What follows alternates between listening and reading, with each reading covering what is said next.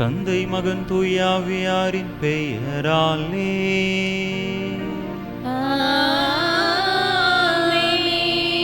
நம் ஆண்டவராகிய இயேசு கிறிஸ்துவின் அருளும் கடவுளின் அன்பும் தூய ஆவியாரின் நட்புறவு உங்கள் அனைவரோடும் இருப்பதாக.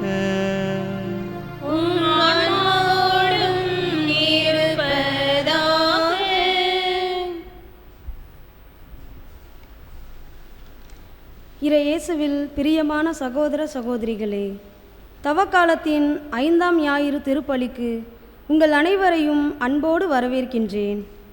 சாவையே வெல்லும் கிறிஸ்துவின் வல்லமையை பற்றி தியானிக்க இந்நாளில் நாம் அனைவரும் அழைக்கப்பட்டு இருக்கின்றோம். இன்றைய நற்செய்தியில் 4 நாட்கள் கல்லறையில் அழுகிய நிலையில் இருந்த லாசரை இயேசு உயிர்த்தெழ செய்கின்றார். உயிர்ப்பும் வாழ்வும் நானே என உலகிற்கு இயேசு உரக்க கூறுகின்றார். நம்முடைய பாவ எண்ணங்களால் ஆவிக்குரிய நிலையிலிருந்து இறந்த நிலையில் இருக்கும் நம்மையும் எழுப்ப விரும்புகின்றார். நம்முடைய தவறான பழக்கங்கள், பாவங்கள் இவற்றிலிருந்து நாம் வெளியே வர ஆண்டவரின் குரலுக்கு செவிசாய்க்க இத்திருப்பலியில் இணைவோம், இறையாசீர் பெறுவோம். இயேசுவில் அன்பார்ந்த சகோதர சகோதரிகளே, இன்றைய நாளிலே அன்பு மகன் பாஸ்கர் முதலாக ஆண்டவருடைய திரு உடலையும் திரு இரத்தத்தையும் உட்கொள்ள இருக்கின்றார். எனவே சிறப்பான விதத்திலே பாஸ்கருக்காக இறைவனுடைய அருள் ஆசீர் பாஸ்கர் மீது நிரம்ப பொழியப்படும்படியாகவும் சிறப்பான விதத்தில் இந்த பலியிலே நாம் மன்றாடுவோம். திருமுழுக்கு நினைவாக நம் மீது தெளிக்கப்படும் தண்ணீரை இறைவன் ஆசீர்வதிக்க மன்றாடுவோம். ஆண்டவரே, எல்லாம் வல்ல இறைவா, உடல் ஆன்ம வாழ்வு அனைத்துக்கும் ஊற்றும் தொடக்கமும் நீரே. இத்தண்ணீரை புனிதப்படுத்தியருள உம்மை வேண்டுகின்றோம். எங்கள் பாவங்களுக்கு மன்னிப்பு வேண்டவும், எல்லா நோய்களையும் மாற்றானின் சூழ்ச்சிகளையும் எதிர்த்து உமது அருளின் பாதுகாப்பை அடையவும் நாங்கள் இத்தண்ணீரை நம்பிக்கையுடன் பயன்படுத்துகின்றோம். ஆண்டவரே, உமது இரக்கத்தின் உதவியால் உயிருள்ள தண்ணீர் எங்களில் பொங்கி எழுந்து மீட்பளிப்பதாக. இவ்வாறு நாங்கள் தூய இதயத்தோடு உம்மை அணுகி வந்து எங்கள் உடலுக்கும் ஆன்மாவுக்கும் வரும் இடர்கள் அனைத்தையும் விலக்குவோமாக. எங்கள் ஆண்டவராகிய கிறிஸ்து வழியாக உம்மை மன்றாடுகிறோம். எல்லாம் வல்ல இறைவா, தண்ணீர் வளம் பெற அதில் உப்பிட வேண்டும் என்று இறைவாக்கினர் எலிசா வழியாக கற்பித்தீர். உமது படைப்பு பொருளாகிய இந்த உப்பை பரிவிரக்கத்துடன் புனிதப்படுத்தியருள உம்மை தாழ்மையுடன் வேண்டுகின்றோம். ஆண்டவரே, உப்பு கலந்த தண்ணீர் தெளிக்கப்படும் இடமெல்லாம் தீயோனின் தாக்குதல் அனைத்தும் தோல்வியுறச் செய்வீராக. உம் தூய் ஆவியார் உடனிருந்து எங்களை இடையராது காத்தருள்வாராக. எங்கள் ஆண்டவராகிய கிறிஸ்து வழியாக உம்மை மன்றாடுகிறோம். ஆமென்.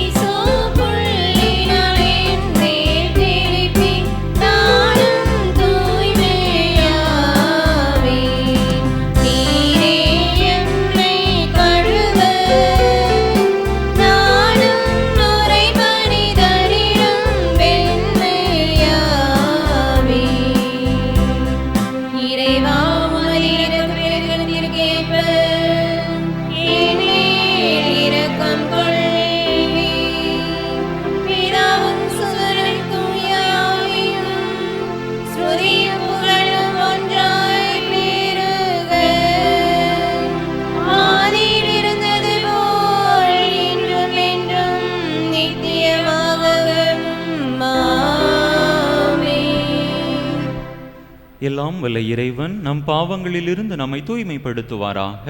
இந்த நற்கருணை கொண்டாட்டத்தின் வழியாக அவர் தம்முடைய ஆட்சியின் விருந்தில் பங்கு கொள்ள நம்மை தகுதி பெறச் செய்வாராக. ஆமென். மன்றாடுவோமாக. ஆண்டவரே, எங்கள் இறைவா, உம் திருமகன் உலகை அன்பு செய்து சாவுக்கு தம்மையே கையளித்தார். உமது உதவியால் அதே அன்பில் நாங்களும் விரைந்து முன்னேறிச் செல்ல அருள் புரிவீராக.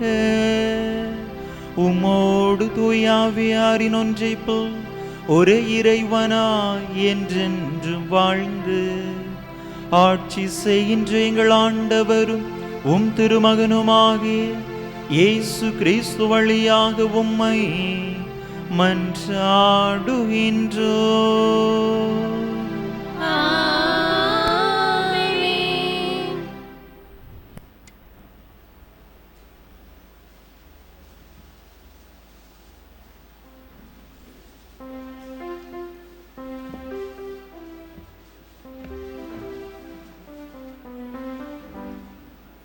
என் ஆவியை உங்கள் மீது பொழிவேன், நீங்களும் உயிர் பெறுவீர்கள். இறைவாக்கினர் எசேக்கியேல் நூலிலிருந்து வாசகம். அதிகாரம் 37, இறை வசனங்கள் 12 முதல் 14 முடிய. தலைவராகிய ஆண்டவர் கூறுவது இதுவே: என் மக்களே, இதோ நான் உங்கள் கல்லறைகளை திறக்கப் போகிறேன். உங்களை உங்கள் கல்லறைகளில் நின்று மேலே கொண்டு வருவேன். உங்களுக்கு இஸ்ரேல் நாட்டை திரும்ப கொடுப்பேன். அப்போது என் மக்களே, நான் உங்கள் கல்லறைகளை திறந்து உங்களை அவற்றிலிருந்து வெளிக்கொணர்கையில் நானே ஆண்டவர் என்பதை அறிந்து கொள்வீர்கள். என் ஆவியை உங்கள் மீது பொழிவேன், நீங்களும் உயிர் பெறுவீர்கள். நானும் உங்களை உங்கள் சொந்த நாட்டில் குடியமர்த்துவேன். ஆண்டவராகிய நான் உரைத்தேன், நானே இதை செய்தேன் என அப்போது அறிந்து கொள்வீர்கள் என்கிறார் தலைவராகிய ஆண்டவர். ஆண்டவர் வழங்கும் அருள்வாக்கு.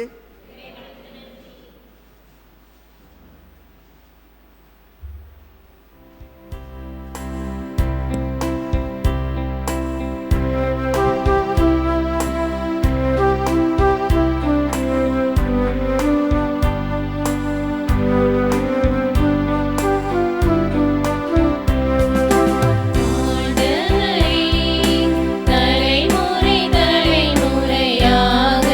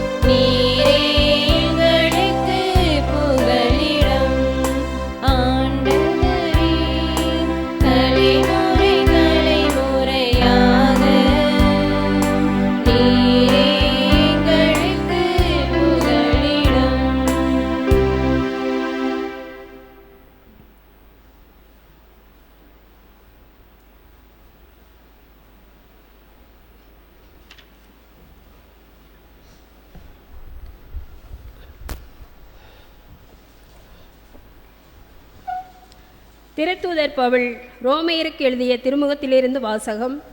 அதிகாரம் 8, இறை வார்த்தைகள் 8 முதல் 11 முடிய. சகோதர சகோதரிகளே, ஊனியல்புக்கு ஏற்ப வாழ்வோர் கடவுளுக்கு உகந்தவர்களாய் இருக்க முடியாது. ஆனால் கடவுளின் ஆவி உங்களுக்குள் குடிகொண்டிருந்தால் நீங்கள் ஊனியல்பை கொண்டிராமல் ஆவிக்குரிய இயல்பை கொண்டிருப்பீர்கள். கிறிஸ்துவின் ஆவியை கொண்டிராதோர் அவருக்கு உரியோர் அல்ல. பாவத்தின் விளைவாக உங்கள் உடல் செத்ததாயினும் கிறிஸ்து உங்களுள் இருந்தால் நீங்கள் கடவுளுக்கு ஏற்புடையவர்கள் ஆக்கப்படுவீர்கள். அதன் பயனாக தூய ஆவி உங்களுக்குள் உயிராயிருக்கும். மேலும் இறந்த இயேசுவை உயிர்த்தெழச் செய்தவரின் ஆவி உங்களுள் குடிகொண்டிருந்தால் கிறிஸ்துவை உயிர்த்தெழச் செய்த அவரே உங்களுள் குடிகொண்டிருக்கும் தம் ஆவியினாலே சாவுக்குரிய உங்கள் உடல்களையும் உயிர் பெறச் செய்வார். இது ஆண்டவர் வழங்கும் அருள்வாக்கு.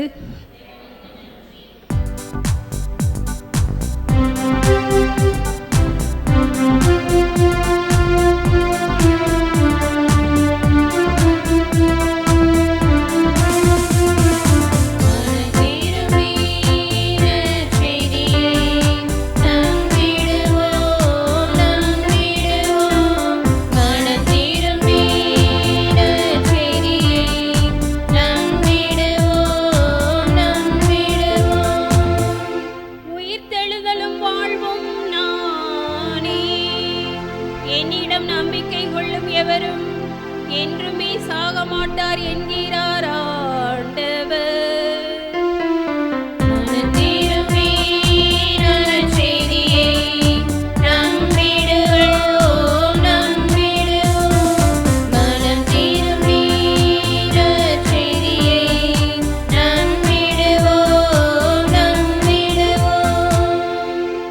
ஆண்டவர் உங்களோடு இருப்பாராக.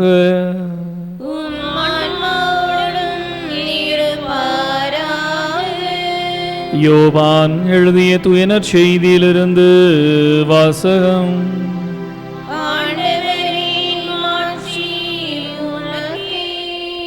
யோவான் எழுதிய தூய நற்செய்தி அதிகாரம் 11, இறை வார்த்தைகள் 3 முதல் 45 முடிய. யோவான் எழுதிய தூய நற்செய்தி அதிகாரம் 11, இறை வார்த்தைகள் 3 முதல். அக்காலத்தில் லாசரின் சகோதரிகள் இயேசுவிடம் ஆள் அனுப்பி, ஆண்டவரே, உம் நண்பன் நோயுற்றிருக்கிறான் என்று தெரிவித்தார்கள். இயேசு இதை கேட்டு, இந்நோய் சாவில் போய் முடியாது, கடவுளின் மாட்சி விளங்கவே இவர் நோயுற்றார், இதனால் மானிட மகனும் ஆட்சி பெறுவார் என்றார். மார்த்தாவிடமும் அவருடைய சகோதரியான மரியாவிடமும் லாசரிடமும் இயேசு அன்பு கொண்டிருந்தார். லாசர் நோயுற்றிருந்ததை கேள்விப்பட்ட பிறகு தாம் இருந்த இடத்தில் இன்னும் 2 நாள் இயேசு தங்கியிருந்தார். பின்னர் தம் சீடரிடம், மீண்டும் யூதேயாவுக்கு போவோம், வாருங்கள் என்று கூறினார். இயேசு அங்கு வந்தபோது லாசரை கல்லறையில் வைத்து ஏற்கனவே 4 நாள்கள் ஆகியிருந்தது. இயேசு வந்து கொண்டிருக்கிறார் என்று கேள்விப்பட்டதும் மார்த்தா இயேசுவை எதிர்கொண்டு சென்றார். மரியா வீட்டிலிருந்து விட்டார். மார்த்தா இயேசுவை நோக்கி, ஆண்டவரே, நீர் இங்கே இருந்திருந்தால் என் சகோதரன் இறந்திருக்க மாட்டான். இப்போது கூட நீர் கடவுளிடம் கேட்பதையெல்லாம் அவர் உமக்கு கொடுப்பார் என்பது எனக்கு தெரியும் என்றார். இயேசு அவரிடம், உன் சகோதரன் உயிர் தழுவான் என்றார். மார்த்தா இயேசுவிடம், இறுதி நாள் உயிர் தழுதலின் பொழுது அவனும் உயிர் தழுவான் என்பது எனக்கு தெரியும் என்றார். இயேசு அவரிடம், உயிர் தழுதலும் வாழ்வும் நானே. என்னிடம் நம்பிக்கை கொள்பவர் இறப்பினும் வாழ்வார். உயிரோடு இருக்கும் பொழுது என்னிடம் நம்பிக்கை கொள்ளும் எவரும் என்றுமே சாக மாட்டார். இதை நீ நம்புகிறாயா என்று கேட்டார். மார்த்தா இயேசுவிடம், ஆம் ஆண்டவரே, நீரே மெசியா, நீரே இறை மகன், நீரே உலகிற்கு வரவிருந்தவர் என நம்புகிறேன் என்றார். இயேசு உள்ளம் குமுறி கலங்கி, அவனை எங்கே வைத்தீர்கள் என்று கேட்டார். அவர்கள் இயேசுவிடம், ஆண்டவரே, வந்து பாரும் என்றார்கள். அப்பொழுது இயேசு கண்ணீர் விட்டு அழுதார். அதை கண்ட யூதர்கள், பாருங்கள், லாசர் மேல் இவருக்கு எத்துணை அன்பு என்று பேசிக் கொண்டார்கள். ஆனால் அவர்களுள் சிலர், பார்வையற்றவருக்கு பார்வையளித்த இவர் லாசரை சாகாமல் இருக்க செய்ய இயலவில்லையா என்று கேட்டார்கள். இயேசு மீண்டும் உள்ளம் குமுறியவராய் கல்லறைக்கு அருகில் சென்றார். அது ஒரு குகை, அதை ஒரு கல் மூடி இருந்தது.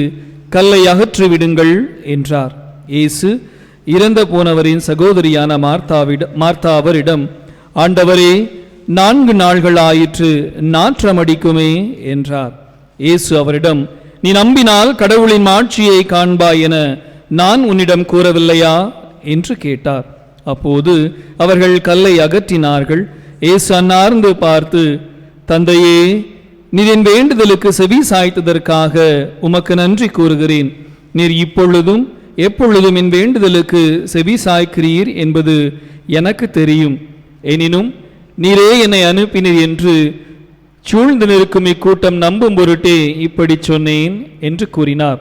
இவ்வாறு சொன்னபின் இயேசு உரத்த குரலில், லாசரே, வெளியே வா என்று கூப்பிட்டார். இறந்தவர் உயிரோடு வெளியே வந்தார். அவருடைய கால்களும் கைகளும் துணியால் சுற்றப்பட்டிருந்தன. முகத்தில் துணி சுற்றப்பட்டிருந்தது. கட்டுக்களை அவிழ்த்து அவனை போக விடுங்கள் என்று இயேசு அவர்களிடம் கூறினார்.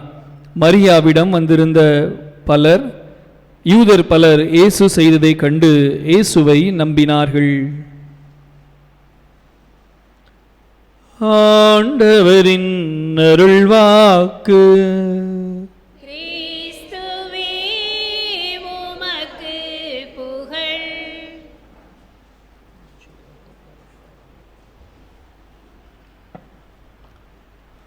அருள்நாதர் இயேசுவில் அருமையான அன்பு மக்களே, சாவு இறப்பு அப்படின்னா என்னவோ? சாவு ஆங்கிலத்தில் டெத்து, தமிழில் சாவு, லோக்கலாக சொல்லனா மட்டையாயிட்டாப்புல அப்படின்னா என்னவோ? உடலை விட்டு உயிர் பிரிகிறது, அப்படிதானா? இது கத்தோலிக்க திருச்சபை நமக்கு சொல்லிக் கொடுக்கக்கூடியது. உடலை விட்டு உயிர் பிரிவது, கடவுளோடு இணைந்த நிலையில் வாழ்வது அப்படின்னு சொல்லக்கூடியது. ஆனால் சாவு அப்படின்னு சொல்லக்கூடியது வேறு விதத்திலும் புரிந்து கொள்ளலாம். எப்படின்னா, ஒருவரை அன்பு செய்யாமல் வாழக்கூடிய ஒரு நிலை, இல்லை ஏதோ ஒன்றுக்கு அடிமையாக வாழக்கூடிய ஒரு நிலை, இல்லைனா கடவுளை அனுபவிக்காமல் வாழக்கூடிய ஒரு நிலைதான் சாவு அப்படின்ட்டு சொல்லக்கூடியது. இப்போ எல்லாரும் செத்த பிறகு யாரை பார்ப்போம்? முதல்ல கடவுளையா பீட்டரையா? எல்லாரும் இறந்ததுக்கு அப்புறமா வானத்துக்கு போவோம், அப்படிதானா? அது சொர்க்கத்துக்கா நரகத்துக்கா அப்படிங்கிறத முடிவு பண்ணுறதுக்கு முன்னாடி யாரை பார்ப்போம்? கடவுளையா பீட்டரையா? ராயப்பரை பார்ப்போம், சரிங்களா? அப்போ அப்படி தான். இப்போ தான் ஒரு ஆள் இறந்து வேகமாக சொர்க்கத்து அந்த வாசலை பார்த்து போனாராம். போகும்போது பீட்ரு கேட்டை போட்டு, தம்பி நில்லு, உன்கிட்ட கொஞ்சம் கேள்வி இருக்குது. இந்த கேள்வி நமக்கும் இருக்கும், சரிங்களா? ஒரு 3 கேள்வி ஆரம்பிச்சிருக்கார். முதல் கேள்வி, நீ பூமியில் வாழும்போது யாரையாவது அன்பு செஞ்சுருக்கிறியா அப்படின்ட்டு. நம்மளாக இருந்தால் இல்லைனா கூட என்ன சொல்லியிருப்போம்? ஆமான்னு சொல்லியிருப்போம். அந்த ஆள் ரொம்ப நல்லவன், நான் அப்படி யாரையும் நேசித்தது கிடையாது. சரி, ரைட்டு. 2வது கேள்விக்கு வரேன் அப்படின்ட்டு 2வது கேள்வி கேட்டாராம். சரி, உனக்கு நண்பர்கள் இருந்தாங்க அப்படின்னா அந்த நண்பர்களுடைய பெயரையாச்சும் சொல்லு அப்படின்னாராம். நம்ம கேட்டோம் அப்படின்னா நம்ம ஒரு வெண்டிக்கு பேரை சொல்லுவோன்னே அந்த தான் சொன்னாராம், இல்லை பேதுரு, எனக்கு அப்படி எதுவும் நண்பர்கள் கிடையாது. நான் உலகத்தில் வாழும்போதெல்லாம் காசு பணம் பதவினியை ஓடிட்டதுனால மனிதர்களை சம்பாதிக்கவே இல்லை. என் வாழ்க்கை புக்கில் நண்பர்கள்ங்கிற பேஜே காலியாக எழுதப்படாத பக்கமாக தான் இருக்குது அப்படின்னாராம். இப்போ 3வது, ஏதாவது சின்ன குழந்தைகளையாச்சும் நீ நேசிச்சிருக்கிறியா அப்படின்னு கேட்டாராம். அதுக்கு அந்த மனுஷன், இல்லை, நான் அந்த சின்ன குழந்தைகளை கூட நேசித்தது கிடையாது அப்படின்னாராம். உடனே பீட்டர் சொன்னாராம், உனக்கு இங்கே இடம் இல்லை, நீ செத்து பல வருஷம் ஆயிட்டு இந்த பக்கம் வரதுக்கு தான் ரொம்ப நாள் ஆயிட்டு தம்பி, அதனால் உனக்கு அந்த பக்கம் இருக்குது, போ அப்படின்னாராம். அன்பு மக்களை, இன்றைக்கி நம்மளும் உலகத்தில் வாழும்போதா சாவு அப்படின்னோடனே மூச்சு பெரியது தான் சாவு அப்படின்னு நினச்சிக்கிட்டு இருக்கோம். ஆனால் நாம் புரிந்து கொள்ள வேண்டிய, இந்த உலகத்தில் நாம் வாழும் பொழுது என்னுடைய வாழ்க்கை வாழாமல் இருக்கிறேன், அது கூட இதுதான். ஒருவரை அன்பு செய்ய, இல்லை என்னுடைய கடவுளை நேசிக்க, இல்லை ஏதோ ஒன்றுக்கு அடிமையாக இருக்கிறேன் அப்படின்னா அதுதான் சாவு என்பதைத்தான் இன்றைய நாள் குறிப்பாக இந்த தவக்காலத்தினுடைய 5ஆம் ஞாயிறு நமக்கு தெளிவுபடுத்தக்கூடிய ஒன்றாக இருக்கின்றது. இப்போ இன்றைய இறைவார்த்தை வழிபாடு 3 விதமான சாவு அல்லது 3 விதமான அடிமைத்தனங்களை வைத்து நமக்கு தெளிவுபடுத்துகின்றது. அப்போ முதல்ல என்ன அடிமைத்தனம் அப்படின்ட்டு பார்த்தோம் அப்படின்னா, சமூக ரீதியான அடிமைத்தனங்கள். அது அந்த அடிமைத்தனத்தால் வரக்கூடிய சாவு, இல்லை சமூக சாவு, இல்லை சமூக அடிமைத்தனத்தால் வரக்கூடிய சாவு அப்படின்ட்டு எடுத்துக்கலாம். உலகத்திலே அதிகமாக அடிமைத்தனத்தை அனுபவித்த ஒரு இனம், இல்லை ஒரு மக்கள் வாழ்ந்தார்கள் அல்ல வாழ்கிறார்கள் அப்படின்னா அது யாரு தான்? இன்றைக்கி ரொம்ப ஃபேமஸாக பேசிகிட்டு இருக்கக்கூடிய யூத மக்கள் அல்லது பாலஸ்டைன், அந்த மக்கள் தான் அதிகமான அடிமைத்தனத்தை அனுபவித்த மக்கள். இப்போ எதுக்கு அப்படின்னு பார்த்தோன்னா, கடவுளுடைய கட்டளைகளை கடைபிடிக்க தவறுகிறார்கள், விளைவு பாபிலோனுக்கு அடிமைகளாக செல்லுகின்றார்கள் இந்த மக்கள். இப்போ இவ்வாறு அடிமைகளாக இருக்கின்ற பொழுது இன்றைய முதல் வாசம், குறிப்பாக எசேக்கியேல் புத்தகம் 37ஆம் அதிகாரம் தெளிவாக சொல்லக்கூடியது இந்த மக்களுடைய நிலை என்பதை. பள்ளத்தாக்கில் இருக்கக்கூடிய காய்ந்து போன எலும்பு. அப்போ காய்ந்து போன எலும்பு அப்படிங்க கல்லறையை தோண்டி பார்த்தா நமக்கு தெரியும், எலும்பு கூடு காஞ்சி போய் தான் இருக்கும். அப்போ இந்த மக்களுடைய வாழ்வு அப்படின்னு சொல்லக்கூடியது சமூக அடிமைத்தனம். ஒரு இனமே ஒரு நாட்டில் அடிமையாக இருக்குது அப்படின்னா சமூக அடிமைத்தனத்தால் இருக்கிறாங்க அப்படின்னு சொல்லக்கூடியதான். திருப்பாடல் ஆசிரியர் 22:14 இவ்வாறு சொல்லுவார், என்னுடைய எலும்புகள் எல்லாம் வலுவிழந்து போயின அப்படின்னு சொல்லுவார் திருப்பாடல் ஆசிரியர். ஆக இந்த அளவில் வாழ்ந்தவர்களான் இஸ்ராயல் மக்கள் அல்லது யூத மக்களாக சொல்லப்படக்கூடியவர்கள். ஆக இன்றைக்கு நம்முடைய வாழ்க்கையிலையும் இந்த அடிமைத்தனம் இருக்குதா அப்படின்னா என்னதான் சொல்லுவோம்? சமூக அடிமைத்தனம் இருக்குதா அப்படின்னா இல்லை அப்படின்ட்டு தான் சொல்லுவோம், சரிங்களா? ஆனால் இருக்குதா அப்படின்ட்டா கண்டிப்பாக இருக்க தான் செய்யுது. ஒன்றில் இனம் சார்ந்த அடிமைத்தனமாக இருக்கலாம், அல்லனா நுகர்வு கலாச்சாரம் அல்லது நுகர்வு வெறி ஆக இருக்கலாம், அல்லது எனக்கு பிடித்த ஒன்றின் மீது நான் வைத்திருக்கக்கூடிய அன்பாக இருக்கலாம். அல்லது அன்பு பற்றாக இருக்கிற வரைக்கும் அது பிரச்சனை கிடையாது. என்னைக்கு வெறியாக மாறுதோ, இந்த பொருள் இருந்தால் மட்டும்தான் என்னால் வாழ முடியும் என்று சொல்லக்கூடிய வெறியாக மாறுதோ, அங்குதான் அது அடிமைத்தனமாக நம்மில் மாற்றம் எடுக்கக்கூடிய ஒன்றாக இருக்கின்றது. அப்போ இந்த சமூக அடிமைத்தனம் நல்லதா அப்படின்ட்டு பார்த்தோன்னா, இன்றைய இறைவார்த்தைகள் சொல்லக்கூடிய ஒரு விதத்தில் இது நல்லது தான். ஏன்னா எகிப்தில் பாபிலோனில் மக்கள் அடிமைகளாக சமூக அடிமைத்தனமாக இருக்கின்ற பொழுதுதான் கடவுள் இறங்கி வருகின்றார். விடுதலை பயண புத்தகம் சொல்லக்கூடிய எகிப்தின் மக்கள் படுகின்ற துன்பங்களை கண்டேன், அவர்கள் அழுகுகளை கேட்டேன், நான் இறங்கி வந்தேன் அப்படின்னு சொல்லுகிறார் கடவுளாக. சமூக அடிமைத்தனத்தில் இருந்த மக்களை விடுவிக்க கடவுள் இறங்கி வந்தவராக இருக்கின்றார். புதிய ஏற்பாட்டிற்கு வருகின்ற பொழுது இயேசுவினுடைய பல்வேறு விதமான புதுமைகள், இந்த 4 நற்செய்திகளை வாசிக்கின்ற பொழுது கிட்டத்தட்ட 47 புதுமைகளை நாம் வாசிக்கின்றோம். ஆனால் இந்த 47 அதிகப்படியான புதுமைகளை இயேசு செய்தது கலிலேயா பகுதி, அதாவது சமூக அடிமைத்தனத்தில் ஓரம் கட்டப்பட்ட அல்லது விளிம்பு நிலையில் வாழ்ந்த மக்களுக்கு தான் இயேசு அதிக பணிகளை புதுமைகளை ஆற்றியவராக இருக்கின்றார். ஆக இன்றைக்கு நானும் ஏதோ ஒரு விதத்தில் சமூக அடிமைத்தனத்தில் இருக்கிறேன் அப்படின்னா என்ன செஞ்சுக்கணும்? சந்தோஷப்பட்டுக்கணும். கடவுள் என்னை விடுவிக்க, எனக்கு வாழ்வு கொடுக்க, இந்த சாவிலிருந்து எனக்கு உயிர் கொடுக்க, என்னோடு நடக்க இறங்கி வருகின்றார் என்பதைத்தான் நாம் பாஸ்கா விழாவாக கொண்டாடவிருக்கின்றோம். 2வது அடிமைத்தனம் அப்படின்னு சொல்லக்கூடியது என்னுடைய பாவத்தால் வரக்கூடிய சாவு அல்லது அடிமைத்தனம். இந்த முதல் சாவிற்கு அல்லது அடிமைத்தனத்திற்கு அடிப்படையாக இருக்கக்கூடியது தான் இந்த பாவம் அப்படின்னு சொல்லக்கூடியது. இந்த 2வது வாசத்தில் பவுலடிகளார் சொல்லக்கூடியது, ஊன் இயல்பிற்கு ஏற்ப வாழ்வோர் கடவுளின் மக்களாக வாழ முடியாது அப்படின்னு பவுலடிகளார் சொல்லுகிறார். இதே ரோமையருக்கு எழுதிய திருமடல் 5:8, 6:12, கலாத்தியர் 6:8 இவ்வாறு சொல்லுவார், பாவத்தினுடைய சம்பளம் சாவு அப்படின்னு சொல்லியிருப்பார். இன்றைக்கு என்னுடைய பாவம் என்பதுதான் என்னுடைய சாவிற்கு அடிப்படையாக இருக்கக்கூடியது.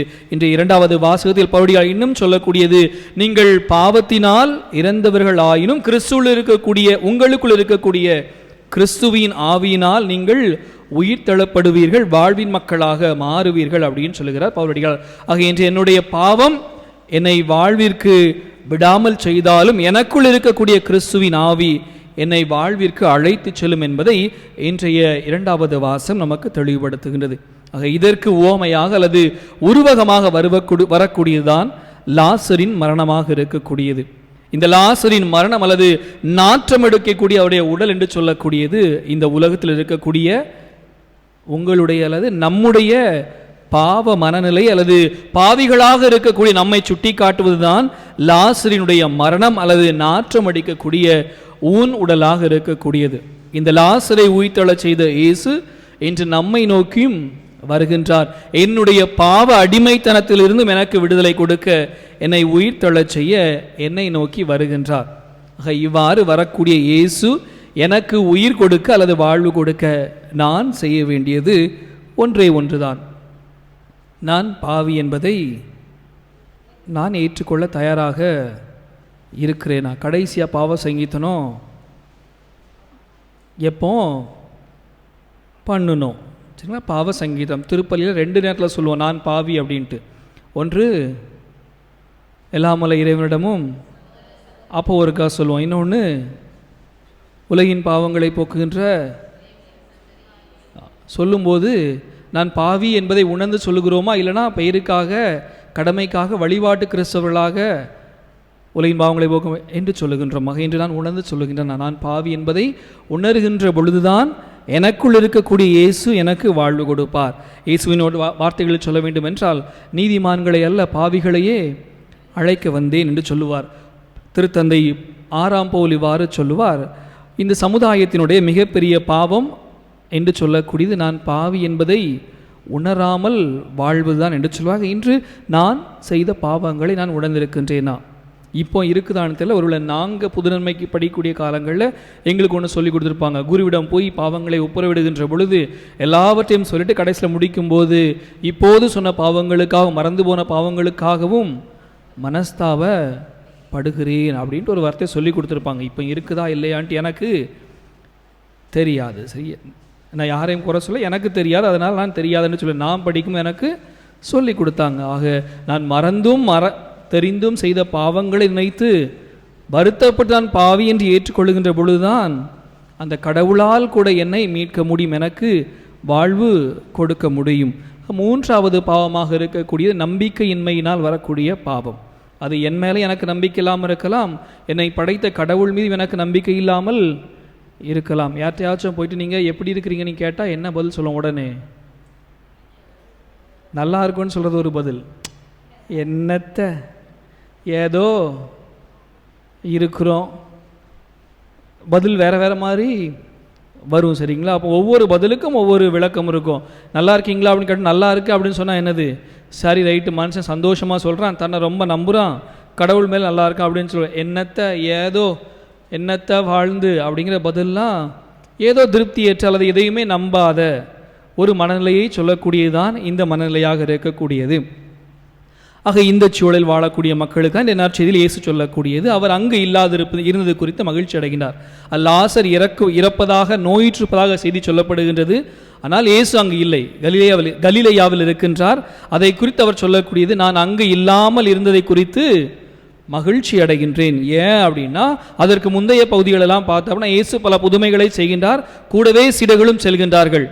2 இடங்களில் அப்பம் பலுக செய்திருப்பார், அப்பத்தை உண்கின்றார்கள், இயேசுவோடு உறங்குகின்றார்கள். ஆயினும் இயேசுவின் மீது நம்பிக்கை வைத்தார்களா அப்படின்ட்டா பெரிய அளவில் கிடையாது. சீடர்களே நம்பாத நிலையில் தான் இருக்கின்றார்கள். எனவே இந்த வாய்ப்பை லாசரினுடைய இறப்பை ஒரு ஊடகமாக எடுத்துக்கொண்டு இயேசு தன்னுடைய சீடர்களுக்கு முதல் நம்பிக்கை கற்றுக் கொடுக்கின்றார்.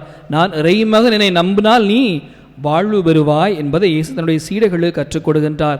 சீடர்களுக்கு கற்றுக் கொடுப்பதன் மூலமாக இன்று நமக்கும் கற்றுக் கொடுக்கின்றார். நம்பினால்தான் வாழ்வு உண்டு. கலகலப்பு பார்ட் 1 வரும். நம்பினாதான் சோறு உண்டுன்னு சொன்னாங்க, ஞாபகம் இருக்குதா? சந்தானம் விஷாலுக்கு ஒரு கதை சொல்லுவாப்புல.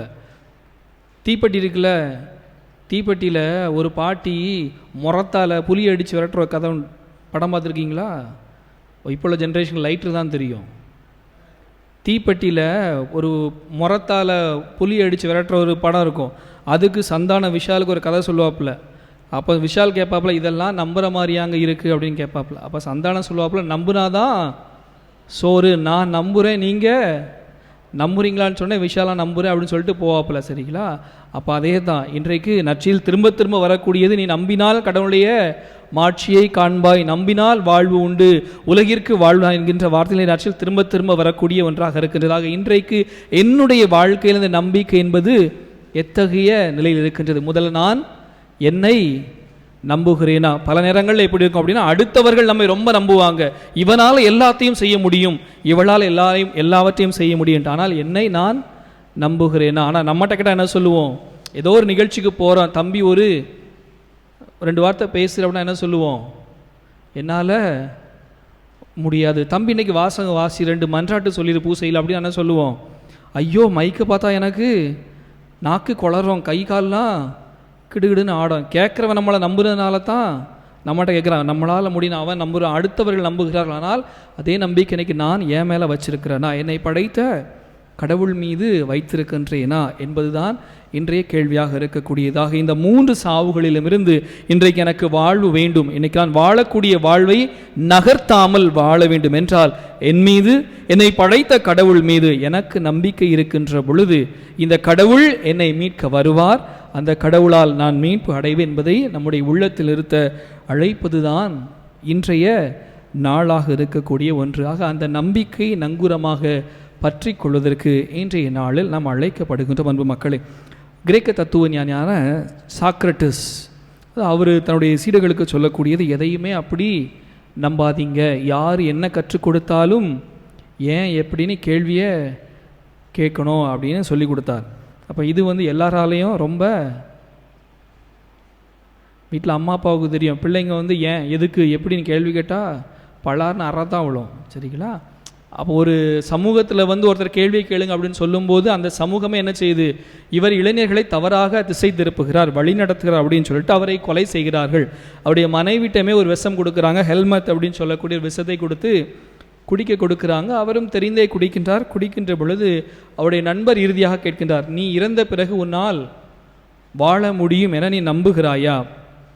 கிரிட்டோ என்று சொல்லக்கூடிய ஒரு நண்பர் இவ்வாறு கேட்கின்றார், நீ சாக்ரட்டிஸ், நீர் உலக தத்துவ ஞானி, எல்லாம் அறிந்தவர், உன்னிடம் ஒன்று கேட்கின்றேன், நீர் இறந்த பிறகு நீர் வாழ்வாய், இது சாத்தியமா என்று சொல்லி என்று சாக்ரட்டிஸ் கேட்கின்ற பொழுது அவர் சிரித்து கொண்டே சொன்னாராம், நான் இறந்த பிறகு வாழ்வேனோ இல்லையோ அது எனக்கு தெரியாது, ஆனால் நான் வாழும் பொழுது என்னுடைய வாழ்க்கையை வாழ்ந்து விட்டேன், நான் நகர்த்தவில்லை, என்னுடைய வாழ்க்கையை வாழும் பொழுதே வாழ்ந்து விட்டேன் என்று கூறினாராம். இன்று நமக்கும் சொல்லப்படக்கூடிய செய்தி அதுதான், வாழ்வை நகர்த்தாமல் வாழ கற்றுக்கொள்வோம், அன்பு செய்து ஆண்டவரை அனுபவித்து அடிமைத்தனத்திலிருந்து விடுபட்டு வாழ்வோம், அதற்கான அருளை இறைவனிடம் இணைந்து மன்றாடுவோம்.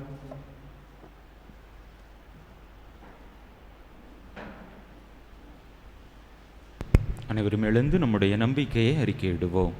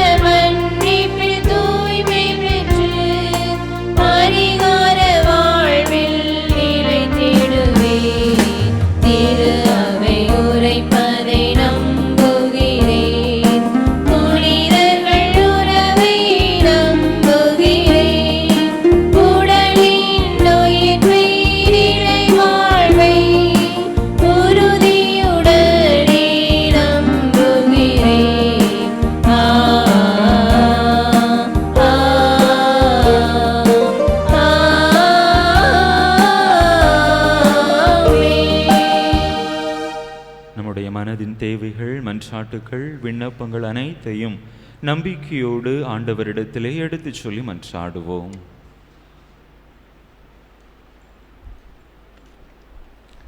அன்பு தந்தையே, எம் இறைவா, என்னிடம் நம்பிக்கை கொள்ளும் எவரும் என்றுமே சாக மாட்டார்கள் என்ற வார்த்தைகளுக்கேற்ப திரு அவையை வழிநடத்தும் திருத்தந்தை, அருள்பணியாளர்கள், துறவரத்தார் இவர்கள் அனைவரும் நம்பிக்கை, எதிர்நோக்கு, அன்பு ஆகியவற்றில் நிலைத்திருந்து நிலைவாழ்வை நோக்கி பயணித்து அனைத்து இறைமக்களையும் அப்பாதையில் பயணிக்க செய்ய அருள் தர வேண்டும் என்று இறைவா உம்மை மன்றாடுகிறோம்.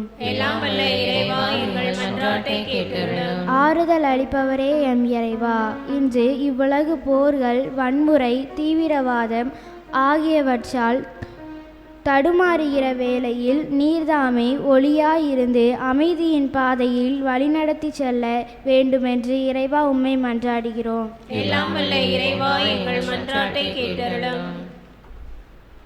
ஆற்றல் அளிப்பவரே எம் இறைவா, என் ஆவியை உங்கள் மீது பொழிவேன், நீங்களும் உயிர் பெறுவீர்கள் என்ற இறைவார்த்தைக்கேற்ப எங்கள் பிள்ளைகள் அனைவரும் பொதுத் தேர்வுகளையும் ஆண்டிறுதி தேர்வுகளையும் நல்ல முறையில் உமது தூய ஆவியின் துணை கொண்டு எழுதி வெற்றி பெற அருள் தர வேண்டும் என்று இறைவா உம்மை மன்றாடுகிறோம். வல்லமையின் ஊற்றே எம் இறைவா, இங்கே கூடியுள்ள நாங்கள் அனைவரும் எங்களது பாவங்களை விட்டு விலகி தூய ஆவியின் வல்லமையால் இறைவனின் மக்களாக அவரின் உயிருள்ள சாட்சிகளாக வாழ வரம் தர இறைவா உம்மை மன்றாடுகிறோம். நம்முடைய தனிப்பட்ட தேவைகளுக்காக சில மணித்துளிகள் அமைதியாக இறைவனிடம் மன்றாடுவோம்.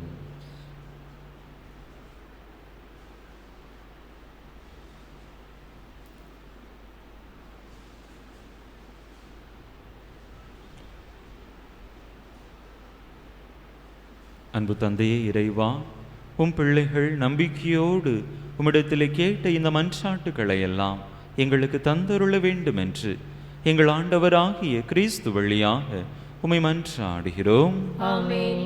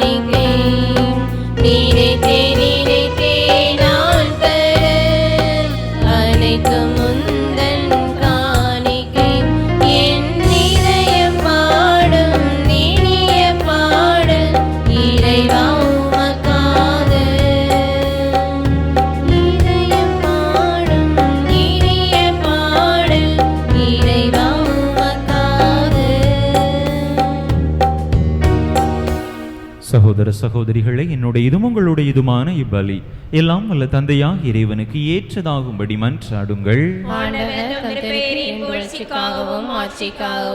தமது நன்மைக்காகவும் புனித திரு அவை அனைத்து நலங்களுக்காகவும் உமது கையிலிருந்து பலியை ஏற்றுக்கொள்வாராக. எல்லாம் வல்ல இறைவா, கிறிஸ்தவ நம்பிக்கையின் படிப்பினையால் நீர் நிரப்பியுள்ள உமடியார்களுக்கும் எங்களுக்கும் செவிசாய் தருளும். இப்பலியின் பயனாக இவர்களை நீர் என்றும் புனிதப்படுத்துவீராக. எங்கள் ஆண்டவராகிய கிறிஸ்து வழியாக உம்மை மன்றாடுகின்றோம்.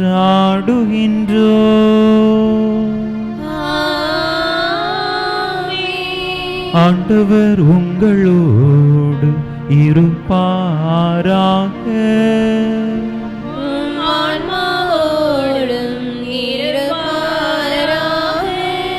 இதயங்களை மேலே எழுப்புங்கள்.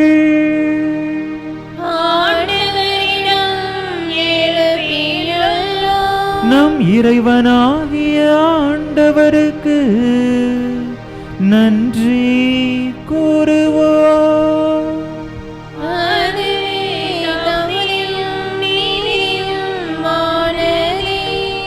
ஆண்டவரே, தூயவரான தந்தையே, என்றுமுள்ள எல்லாம் வல்ல இறைவா, எங்கள் ஆண்டவராகிய கிறிஸ்து வழியாய் ஏனாலும் எவ்விடத்திலும் நாங்கள் உமக்கு நன்றி செலுத்துவோம். மெய்யாகவே தகுதியும் நீதியுமாகும். எங்கள் கடமையும் மீட்புக்குரிய செயலுமாகும். ஏனெனில் மெய்யான மனிதராகிய அவர் தம் நண்பர் லாசருக்காக கண்ணீர் விட்டு அழுதார். என்றுமுள்ள கடவுளாகிய அவர் லாசரை கல்லறையினின்று உயிர் பெற்றெழச் செய்தார். அவரே மனித இனத்தின் மேல் இரக்கம் கொண்டு தூய மறை நிகழ்வுகளால் எங்களை புதிய வாழ்வுக்கு இட்டுச் சென்றார். அவர் வழியாக மாண்புக்குரிய உம்மை வானதூதர்களின் அணிகள் வழிபடுகின்றன. உமது திருமுன் எக்காலத்தும் மக்களிக்கின்றன. அவர்களோடு எங்கள் குரலையும் சேர்த்து கொள்ளுமாறு நாங்கள் உம்மை தாழ்மையுடன் இறைஞ்சி ஒரே குரலாய் ஆர்ப்பரித்து பாடுவதாவது: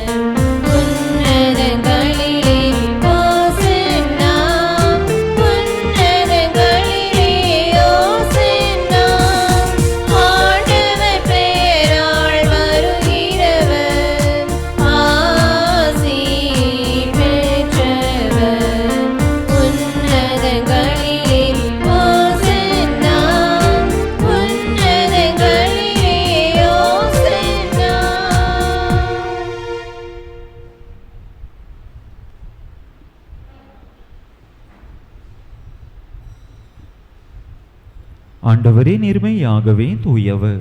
உம்முடைய படைப்புகள் எல்லாம் உம்மை புகழ்வது தகுமே. ஏனெனில் உம் திருமகனாகிய எங்கள் ஆண்டவர் இயேசு கிறிஸ்து வழியாக தூய ஆவியாரின் செயலாற்றலால் அனைத்தையும் உய்வித்து தூய்மைப்படுத்துகின்றீர். கதிரவன் தோன்றி மறையும் வரை உமது பெயருக்கு தூய காணிக்கையை ஒப்பு கொடுக்குமாறு உமக்கென மக்களை இடையராது ஒன்று சேர்த்து வருகின்றீர்.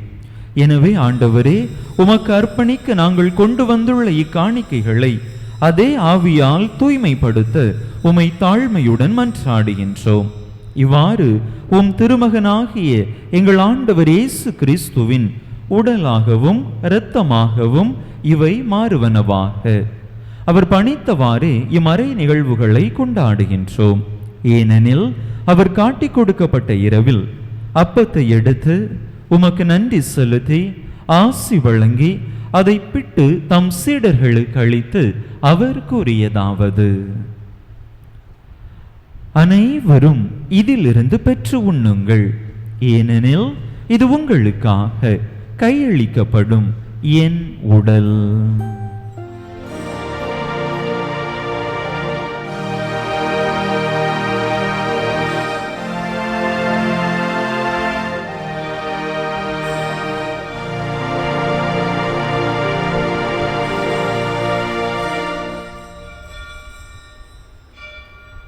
அவ்வண்ணமே இரவு விருந்தை அருந்திய பின் கிண்ணத்தையும் எடுத்து உமக்கு நன்றி செலுத்தி ஆசி வழங்கி அதை தம் சீடர்களுக்கு அளித்து அவர் கூறியதாவது: அனைவரும் இதிலிருந்து பெற்று பருகுங்கள். ஏனெனில் இது புதிய நிலையான உடன்படிக்கைக்குரிய என் இரத்தத்தின் கிண்ணம். இது பாவ மன்னிப்புக்கென்று உங்களுக்காகவும் பலருக்காகவும் சிந்தப்படும். இதை என் நினைவாக செய்யுங்கள்.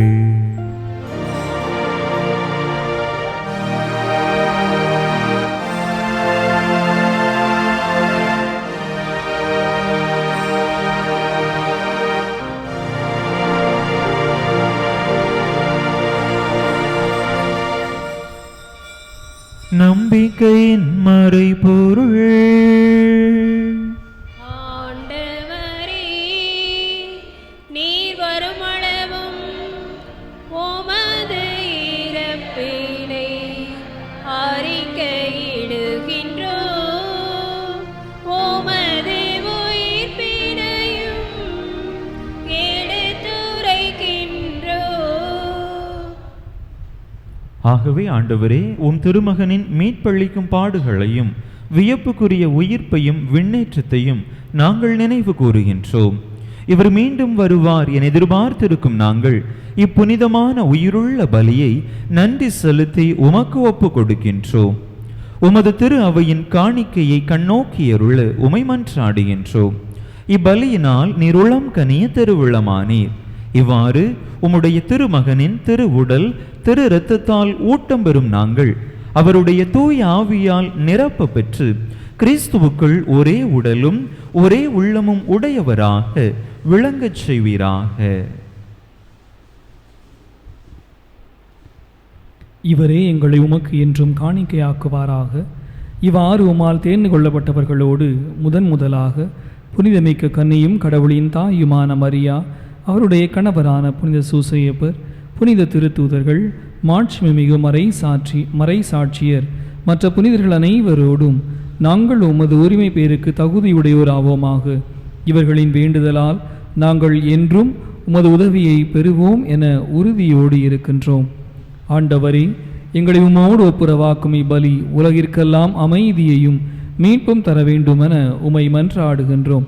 இவ்வுலகில் பயணம் சுமது திரு அவையை சிறப்பாக மாடியாராகிய எங்கள் திருத்தந்தை இல்லையோ, எங்கள் ஆயர் ஸ்டீஃபன், ஏனைய ஆயர்கள், திருநிலையினர், உமக்கு சொந்தமான மக்கள் அனைவரையும் நம்பிக்கையிலும் அன்பிலும் உறுதி பெறச் செய்வீராக. நீர் விரும்பியபடி உமது திருமுன் இருக்கின்ற குடும்பத்தின் வேண்டுதல்களுக்கு கனிவோடு செவி சாய்த்திரளும். கனிவுள்ள தந்தையே, எங்கும் சிதறுண்டிருக்கும் உடைய பிள்ளைகளை கனிவுடன் உமோடு சேர்த்து கொள்ளும். இறந்து போன எங்கள் சகோதர சகோதரிகளையும் உமக்கு உகந்தவர்களாய் வாழ்ந்து இவ்வுலகை விட்டு சென்ற அனைவரையும் உமது ஆட்சியில் கனிவுடன் ஏற்றருளும். நாங்களும் அங்கு வந்து சேர்ந்து அவர்களோடு உமது ஆட்சியில் என்றும் மன்னரைவு அடைவோம் என எங்கள் ஆண்டவராகிய கிறிஸ்து வழியாக எதிர்நோக்கி இருக்கின்றோம். இவர் வழியாகவே நீர் உலகிற்கு எல்லா நன்மைகளையும் வழங்குகின்றீர்.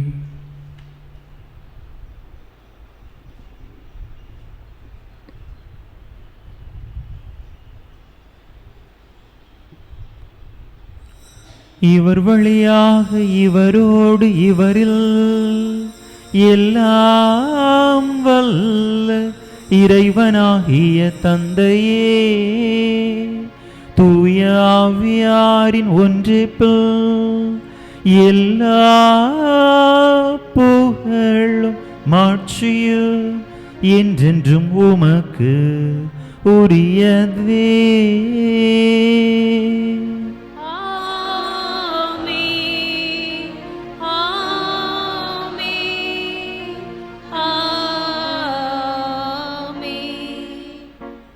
மீட்பரின் கட்டளையால் கற்பிக்கப்பட்டு இறை படிப்பினையால் பயிற்சி பெற்ற நாம் துணிந்து சொல்லுவோம். விண்ணுலகில் இருக்கின்ற எங்கள் தந்தையே, உமது பெயர் தூயதென போற்றப் பெறுக. உமது ஆட்சி வருக. உமது திருவிழம் விண்ணுலகில் நிறைவேறுவது போல மண்ணுலகிலும் நிறைவேறுக. எங்கள் அன்றாட உணவை இன்று எங்களுக்கு தாரும். எங்களுக்கு எதிராக குற்றம் செய்வோரை நாங்கள் மன்னிப்பது போல எங்கள் குற்றங்களை மன்னியும். எங்களை சோதனைக்கு உட்படுத்தாதேயும், தீமையிலிருந்து எங்களை விடுவித்தருளும். ஆண்டவரே, தீமை அனைத்தில் இருந்தும் எங்களை விடுவித்து எங்கள் வாழ்நாளில் அமைதியை கனிவுடன் அருள உமை மன்றாடுகின்றோம். உமது இரக்கத்தின் உதவியால் நாங்கள் பாவத்திலிருந்து எப்போதும் விடுதலை பெற்று யாதொரு கலக்கமுமின்றி நலமாய் இருப்போமாக. நாங்கள் எதிர்நோக்கி இருக்கும் பேரின்பத்துக்காகவும் மீட்பராகிய இயேசு கிறிஸ்துவின் வருகைக்காகவும் காத்திருக்கின்றோம். ஏனெனில் ஆட்சியும் வல்லமையும் ஆட்சியும் என்றென்றும் உமதே. ஆண்டவரே இயேசு கிறிஸ்துவே, அமைதியை உங்களுக்கு விட்டுச் செல்கின்றேன், என் அமைதியையே உங்களுக்கு அளிக்கின்றேன் என்றும் திருத்தூதர்களுக்கு மொழிந்தீரே.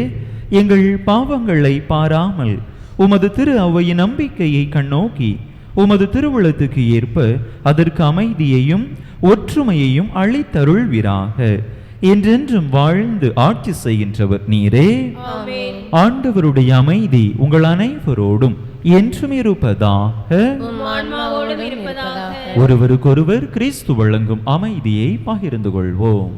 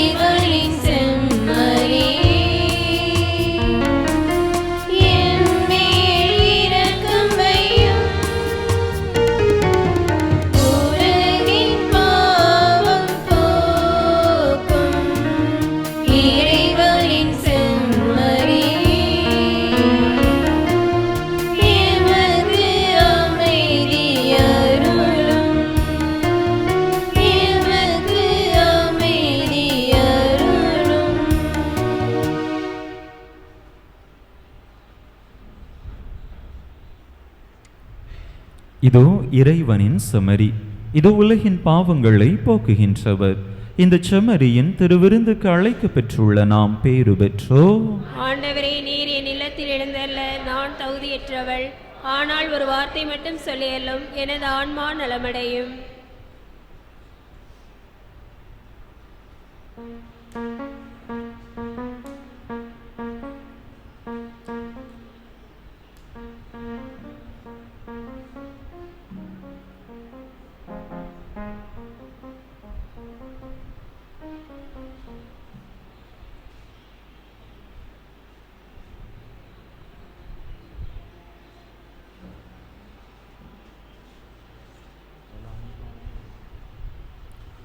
ஞான பெற்று வருவாங்க. பாஸ்கருடைய ஞான பெற்று வருவாங்க.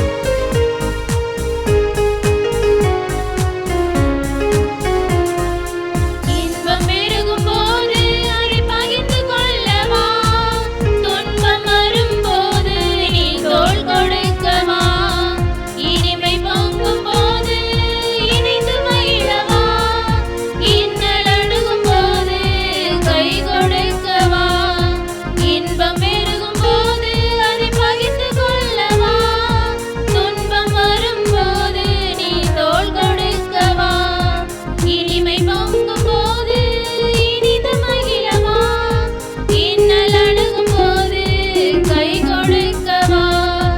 அப்ப வடிவில் வா, வார்த்தை வடிவில் வா, அன்பு வழியில் வா, அயலான் வழியில் வா. அப்ப வடிவில் வா, வார்த்தை வடிவில் வா, அன்பு வழியில் வா, அயலான் வழியில் வா. என் இதயம் எழுந்து வாருமே, என் நிறைகள் என் குறைகள் பகிர்ந்து கொள்ளுமே, என் மனதில் என் நினைவில் நிலைத்து நில்லுமே, என் அருகில் நிதமிருந்து வழி நடத்துமே.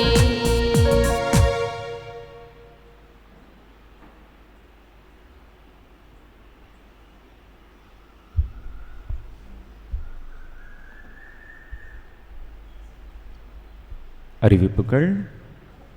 இன்று ஆண்டின் தவக்காலம் 5ஆம் ஞாயிறு. அன்பு மக்களே, வருகின்ற செவ்வாய்க்கிழமை மாலையில் திருப்பலி நம்முடைய ஊரின் சாலையில் அமைந்திருக்கக்கூடிய புனித அந்தோணியார் சிற்றாலயத்திலே நடைபெறும். வருகின்ற ஞாயிற்றுக்கிழமை குருத்து ஞாயிறு. அன்றைய தினம் நாம் நம்முடைய பங்கிலே தவக்கால தியானம் ஏற்பாடு செய்திருக்கிறோம்.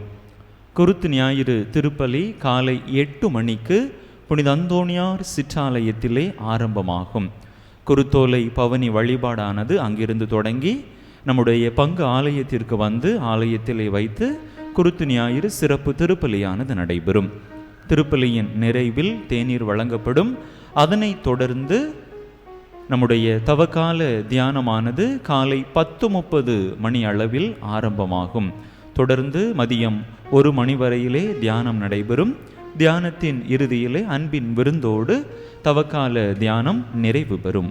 எனவே அன்பு மக்கள், இந்த தவக்கால தியானத்திலே பக்தியோடு பங்கேற்று இறை ஆசீர் பெற அனைவரையும் அன்போடு அழைக்கின்றேன். காலை திருப்பலிக்கு வருகின்ற பொழுதே காலை உணவு அருந்திவிட்டு வாருங்கள். மதிய உணவு அனைவருக்கும் இங்கு வழங்கப்படும். அன்பு மக்களே, நேற்றைய தினம் நம்முடைய பங்கிலிருந்து தவக்கால திருப்பயணம் மேற்கொண்டிருந்தோம். மிகவும் சிறப்பான விதத்திலே இந்த திருப்பயணமானது அமைந்திருந்தது. அன்பு மக்களுடைய நல் ஒத்துழைப்பிற்கு நெஞ்சம் நிறைந்த நன்றிதனை அன்போடு தெரிவித்துக் கொள்கின்றேன். ஒரு சில அசௌகரியங்கள் இருந்தாலும் கூட அன்பு மக்கள் அருள் கூர்ந்து பொறுத்து கொண்டீர்கள். நல்ல ஒத்துழைப்பு வழங்கினீர்கள். அன்பு மக்கள் வழங்கிய ஒத்துழைப்பால் தான் நாம் குறிப்பிட்டிருந்த ஆலயங்களில் பெரும்பாலானவற்றை நம்மால் பார்க்க முடிந்தது. ஒரே ஒரு ஆலயம்தான் இறுதியாக பார்க்க முடியவில்லை. மற்றபடி நாம் குறிப்பிட்டிருந்த அனைத்து ஆலயங்களையும் நாம் சென்று தரிசித்து இறை ஆசிரை நம்மால் பெற முடிந்தது. அன்பு மக்கள் ஒவ்வொருவரும் நன்கு குறிப்பிட்ட நேரத்திலே அந்தந்த ஆலயத்திலிருந்து கிளம்பி உங்களுடைய பயணத்தில் நீங்கள் துரிதமாக செயல்பட்டீர்கள். எனவே மீண்டும் ஒரு முறை அன்பு மக்கள் அனைவருக்கும் நெஞ்சம் நிறைந்த நன்றிதனை அன்போடு தெரிவித்துக் கொள்கின்றேன். நம்முடைய இந்த திருப்பயணம் சம்பந்தப்பட்ட வரவு செலவு விவரங்கள் அடுத்த பொது திருப்பலியிலே அறிவிக்கப்படும்.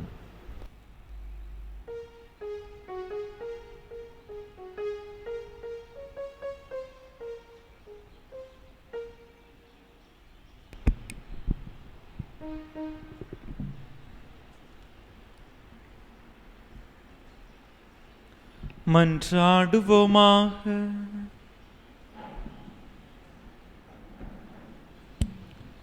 எல்லாம் வல்ல இறைவா, எங்களுக்கு அருள் புரிய உம்மை வேண்டுகின்றோம்.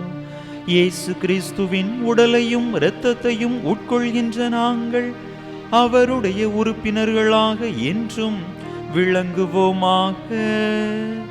என்றென்றும் வாழ்ந்து ஆட்சி செய்கின்றவர் வழியாக உம்மை மன்றாடுகின்றோம்.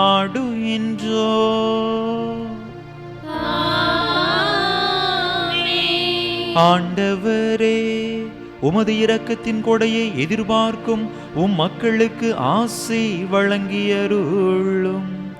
உமது தூண்டுதலால் தாங்கள் விரும்புவதை உமது வல்லன்மையால் அவர்கள் பெற்றுக்கொள்வார்களாக.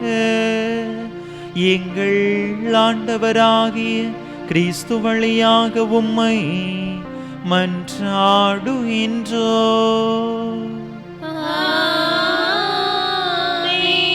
ஆண்டவர் உங்களோடு இருப்பாராக.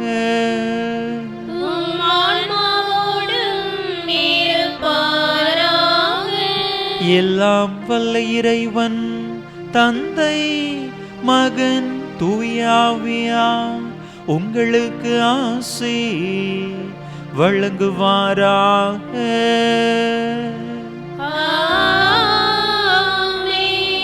இறையாசிரை நிறைவாக பெற்றவர்களாக சென்று வாருங்கள். திருப்பலி நிறைவேறிற்று.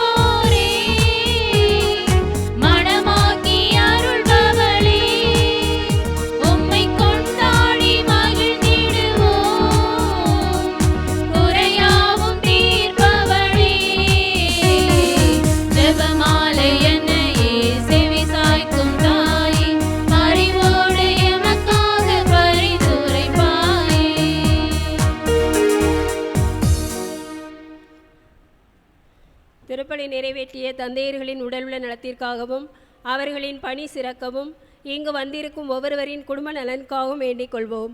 விண்ணுலகில் இருக்கின்ற எங்கள் தந்தையே, உமது பெயர் தூயதென போற்ற பெறுக. உமது ஆட்சி வருக. உமது திருவுளம் விண்ணுலகில் நிறைவேறுவது போல மண்ணுலகிலும் நிறைவேறுக. எங்கள் அன்றாட உணவை இன்று எங்களுக்கு தாரும். எங்களுக்கு எதிராக குற்றம் செய்வோரை நாங்கள் மன்னிப்பது போல எங்கள் குற்றங்களை மன்னியும். எங்களை சோதனைக்கு உட்படுத்தாதையும் தீமையிலிருந்து எங்களை விடுவித்தருளும். ஆமென். அருள் நிறைந்த மரியே வாழ்க, ஆண்டவர் உடனே பெண்களுக்குள் பேறு பெற்றவள் நீரே. உம்முடைய திருவயிற்றின் கனியாகி இயேசுவும் ஆசி பெற்றவரே. புனித மரியே, இறைவனின் தாயே, பாவியிலாய் இருக்கிற எங்களுக்காக இப்பொழுதும் எங்கள் இறப்பின் வேளையிலும் வேண்டிக் கொள்ளும். ஆமென். தந்தைக்கும் மகனுக்கும் தூய ஆவியாருக்கும் ஆட்சி உண்டாவதாக. தொடக்கத்தில் இருந்தது போல இப்பொழுதும் எப்பொழுதும் என்றென்றும் இருப்பதாக. ஆமென். புனித ஜெபமாலை எண்ணெயே, எங்களுக்காக வேண்டிக் கொள்ளும். புனித ஞானப்பிரகாசியாரே, எங்களுக்காக வேண்டிக் கொள்ளும். புனித அந்தோணியாரே, எங்களுக்காக வேண்டிக் புனித கொள்ளும். சூசையப்பரே, எங்களுக்காக வேண்டிக் கொள்ளும். எல்லா புனித இறை புனிதர்களே, எங்களுக்காக வேண்டிக் கொள்ளுங்கள். நிலையான புகழுக்குரிய தூய்மை மிகு நற்கருணைக்கு எல்லா காலமும் ஆராதனையும் புகழும் போற்றியும் ஆட்சிமையும் உண்டாக கடவது. தந்தை மகன் தூய ஆவியின் பெயராலே. ஆமென்.